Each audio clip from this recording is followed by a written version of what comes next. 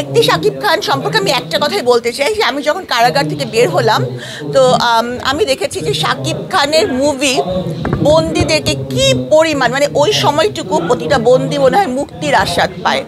তো আমি ব্যক্তিগতভাবে ওনাকে ফোন করে ওনার সাথে কথা হয়েছিল, কিন্তু উনি এত পোলাইট ছিলেন, আমি ওনাকে থ্যাঙ্কস দিয়েছি ফর তার অভিনয়ের জন্য।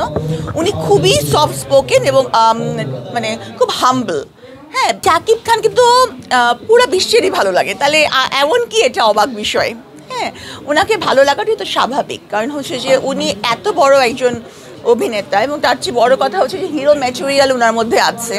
ওনার সকলের কাছেই শাকিব খানকে ভালো লাগে, ভালো লাগতে বাধ্য। মুভিতে আমার মনে হয় যে আমাকে মুভিতে মানাবে না, কারণ মুভিতে যেরকম গ্ল্যামারাস ক্যারেক্টার থাকে ইউজুয়ালি আমরা নায়িকা চরিত্র যেরকম দেখে অভ্যস্ত, যে খুব বোন বান্ধবী বা ভাবি এই জাতীয় চরিত্রের প্রতি আমার কোনো ইন্টারেস্ট না। বলতে আমি বুঝাচ্ছি প্রধান চরিত্র সেরকম হলে করব, আর না হলে যে করতেই হবে আমাকে নাটক, এমন তো না। নাটক আমার পেশা না।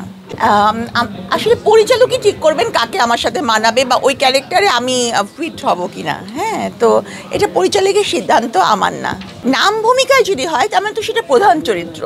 প্রধান চরিত্র হলে করবো, আর না হলে করলাম না। এমন তো না যে আমাকে নাটক বা মুভি করতেই হবে। হোক, সেটা অসুবিধা নাই, কিন্তু প্রধান চরিত্র হতে হবে। লুক, ওনার অ্যাটিটিউড, ওনার গেট আপ, ওনার সব কিছু আমি মনে করি যে একটা খুব ভালো জায়গায় বাংলাদেশের মুভিকে নিয়ে গেছে এবং অনেক বড় অংশকে হলমুখী করেছে। তো একজন অভিনেতার কাছে কিন্তু দেশের মানুষের এটাই প্রত্যাশা থাকে, তো উনি আমাদের প্রত্যাশা পূরণ করতে পারেন।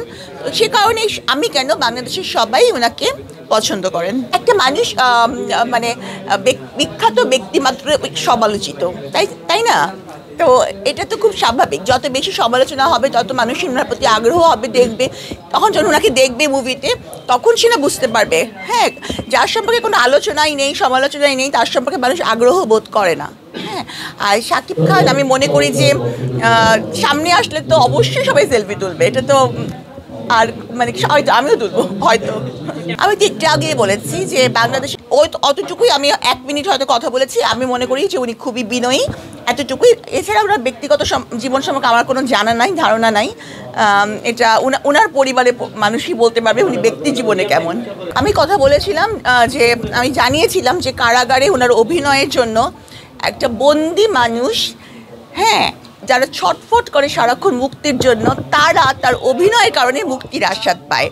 তো it's a great achievement for a artist, আমি মনে করি। তো এটাই আমি ওনাকে জানিয়েছি এবং আমি বলেছিলাম যে আমি কয়েদিদেরকে কথা দিয়ে এসেছি যে আমি আপনাকে তাদের অনুভূতি জানাবো।